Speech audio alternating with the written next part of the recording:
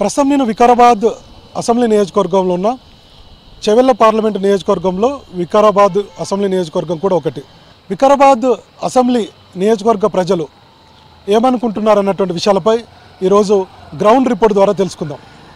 వికారాబాద్ టౌన్లో బస్టాండ్లో ఉన్నాం. కొంతమంది స్టూడెంట్స్ ఉన్నారు. పార్లమెంట్ ఎన్నికలు జరుగుతున్నాయి. వాళ్ళు ఏమనుకుంటున్నారు, ఎట్లాంటి నాయకుడు కావాలి వికారాబాద్ అంటే చెవెళ్ళ పార్లమెంట్ నియోజకవర్గానికి ఒకసారి అడిగి తెలుసుకుందాం. అన్న వికారాబాదా మీది ఎవరు? నవాపేట. అంటే చెవెళ్ళ పార్లమెంట్ కిందకి వస్తుందిగా. సో ఈసారి ఎట్లుండబోతుంది? ఏమైనా సమస్యలు ఉన్నాయా మీ ఊళ్ళో? ఏ పార్టీ అభ్యర్థి అయితే ఇక్కడ బాగుంటుంది అనుకుంటున్నాం? పుండా విశ్వేశ్వరరెడ్డి ఓకే ఎంపీ ఆయనే గెలుస్తాడు ఖచ్చితంగా, పర్లేదు. ఎందుకన్నా? క్యాండిడేట్ మంచి వ్యక్తి. అంటే ఏమైనా సమస్యలు ఏమైనా చెప్తావా ఈ సందర్భంగా? మీ విలేజ్లో నవాపేటలో ఏమైనా సమస్యలు ఉన్నాయా? ఏమేమి ఉన్నాయని? చాలా ఉన్నాయి చెప్పాలని, కానీ చెప్పినా వేస్ట్ చేయరు, ఏం లేదు. పార్లమెంట్ ఎన్నికలు జరుగుతున్నాయి కదా, మీకు ఐడియా ఉంది కదా. సో ఈసారి ఎట్లుండబోతుంది? దేశంలో ఏ రాజకీయ పార్టీ అధికారంలోకి వస్తుందని మీరు అనుకుంటున్నారు? కాంగ్రెస్ వస్తుంది. ఓకే, ఎట్లా?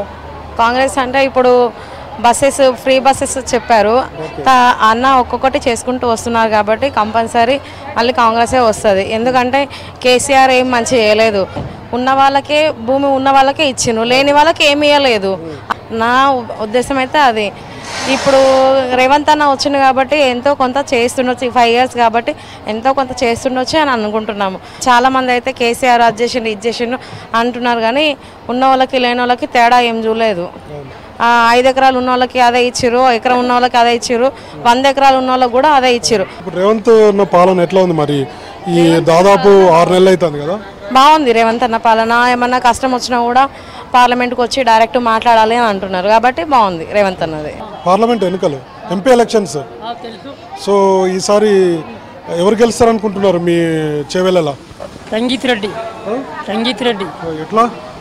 ఇంకో ఇదే ప్రసాద్ కుమార్. కాంగ్రెస్ వస్తుంది.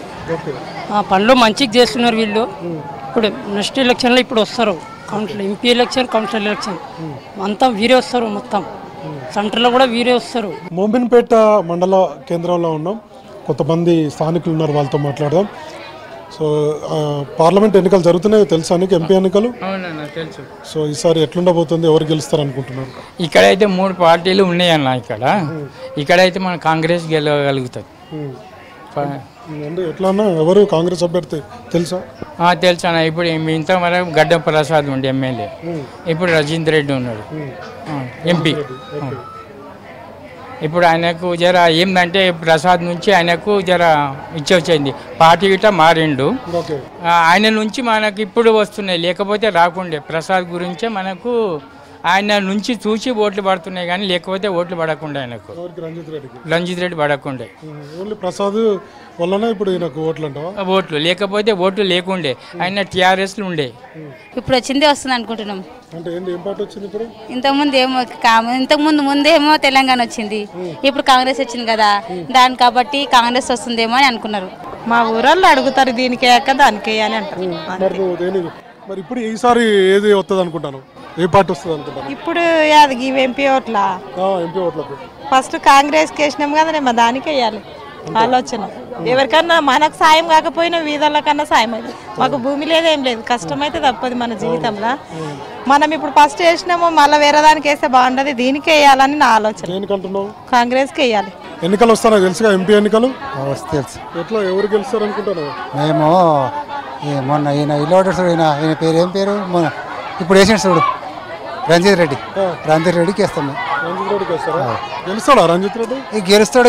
ఇది ఉన్నది కదా సార్, ఇది రేవంత్ రెడ్డి ఉన్నాడు కదా, దాని గురించి 5 ఏళ్ళ దాకా దానికే వేస్తాం. రేవంత్ రెడ్డి కోసం రంజిత్ రెడ్డి కొట్టేస్తాం. ఇప్పుడు ఈసారి ఎవరి మధ్యలో పోటీ ఉంటుంది? ఇప్పుడు ఆ బీజేపీకి కాంగ్రెస్కే ఉంటుంది, రెండింటికి. టీఆర్ఎస్ లేదా? టీఆర్ఎస్ తక్కువ ఉంటుంది అన్న, ఏమున్నా కానీ. ఎట్లా అంటే టీఆర్ఎస్ ఇప్పటిదాకా చేసిరు, కానీ ఇప్పుడు తక్కువ ఉంటుంది. ఎవరు గెలుస్తారు ఇక్కడ? రంజిత్ రెడ్డి కాంగ్రెస్, బీజేపీ కొండ విశ్వేశ్వరరెడ్డి, టీఆర్ఎస్ కాసాని జ్ఞానేశ్వర? ఈయన కాంగ్రెస్, ఈయన గెలుస్తాడు. రంజిత్ రెడ్డి వస్తాడు. ఎందుకంటే ఇలా ఆయన దగ్గర మనం డబ్బులు అనేది మేము ఆశపడలేము. ఎవరు గెలుస్తారు అనుకుంటారు చెవెళ్ళలో ఎంపీగా? రంజిత్ రెడ్డి గెలుస్తాడు. ఎందుకంటే ఇంతకుముందు పార్టీ చేంజ్ అయింది, అంతకుముందు చేసిందంటే కేసీఆర్ ఉన్న అప్పుడు ఏం చెయ్యలేరు. 10 సంవత్సరాల నుంచి టీఆర్ఎస్ ఉంది, సెంట్రల్లో బీజేపీ ఉంది, స్టేట్లో బీఆర్ఎస్. ఈ రోడ్డు వేయలేరు ఇప్పటివరకు. ప్రసాద్ అన్న శాంక్షన్ చేసింది, అప్పుడు వేసింది, ఇప్పటివరకు వేయలేరు ఇక్కడ. ఇప్పుడు ప్రసాద్ అన్న వచ్చిండు, మ్యాక్సిమం పనులు స్టార్ట్ అయినాయి. ఇప్పుడు కాంగ్రెస్ వస్తే మళ్ళీ తొందరగానే పనులు అవుతాయి. ఎవరి మధ్యలో పోటీ ఉంటుంది, ఎవరెవరికి పోటీ ఉంటుంది అనుకుంటున్నావు? కొండ రంజిత్ రెడ్డి, కొండ విశ్వేశ్వర రెడ్డి, రంజిత్ రెడ్డి ఉంటుంది. సో ఈసారి ఎట్లుంటుంది ఎంపీ ఎన్నికల్లో? ఈ టైంలో చూడండి బీజేపీ కాంగ్రెస్ మధ్యలోనే ఉంటుంది పోటీ, కానీ కాంగ్రెస్ గెలుస్తుంది, రంజిత్ రెడ్డి మళ్ళీ గెలుస్తాడు. పనులు కావాలంటే కాంగ్రెసే రావాలన్న.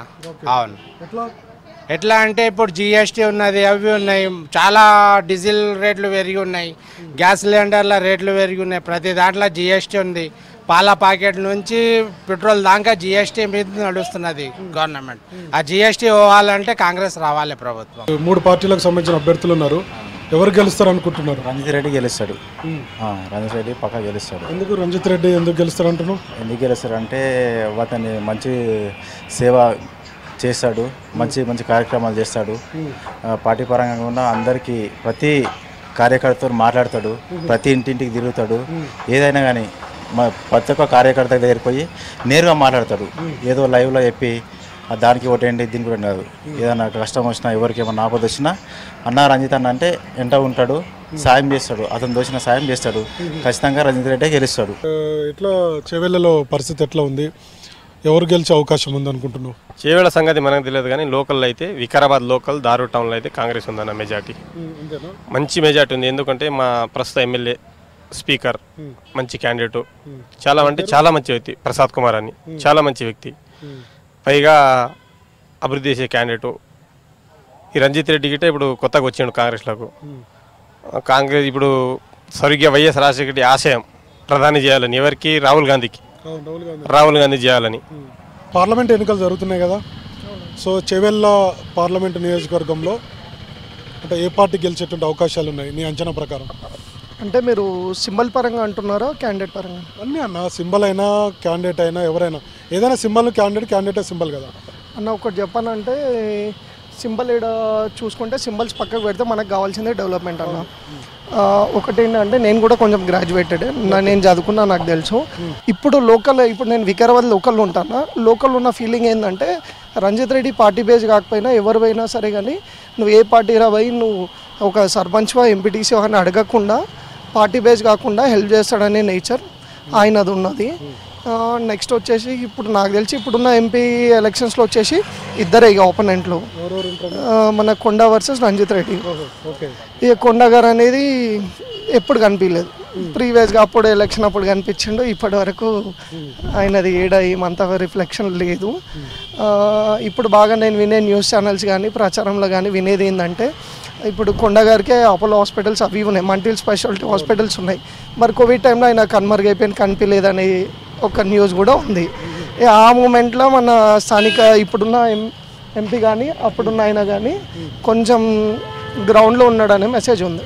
వికారాబాద్ పబ్లిక్ అంతా కూడా డిఫరెంట్ ఒపీనియన్స్నే చెప్పారు. సో ఏదేమైనప్పుడు కూడా వికారాబాద్లో మాత్రం పబ్లిక్ చెప్పినట్టు చాలా సమస్యలు ఉన్నాయి. తమ సమస్యలను ఇంతవరకు కూడా ఏ ప్రభుత్వము పరిష్కరించలేదు. రోడ్లు కానీ, లేదంటే డ్రైనేజ్ సిస్టమ్ కానీ, లేదంటే ఇతర స్థానికంగా ఉన్నటువంటి సమస్యలను ఎక్కడ కూడా పరిష్కారం కాలేదు. సో భవిష్యత్తులో పరిష్కారం కావాలన్నటువంటి అభిప్రాయాన్ని అయితే చాలామంది వ్యక్తం చేశారు. మరి చూడాలి, చేవెళ్ళ పార్లమెంట్లో వికారాబాద్ నియోజకవర్గం కూడా ఒక అసెంబ్లీ నియోజకవర్గం. మే 13వ తారీఖున పార్లమెంటుకి ఎన్నికలు జరగబోతున్నాయి. అప్పుడు ప్రధాన పార్టీలకు సంబంధించినటువంటి ఏ అభ్యర్థికి మద్దతు పలుకుతారో, ఏ అభ్యర్థి గెలుస్తారనేది చూడాల్సినటువంటి అవసరం ఉంది. కెమెరామెన్ ప్రభాకర్తో శ్రీనివాస్, V6 న్యూస్, వికారాబాద్.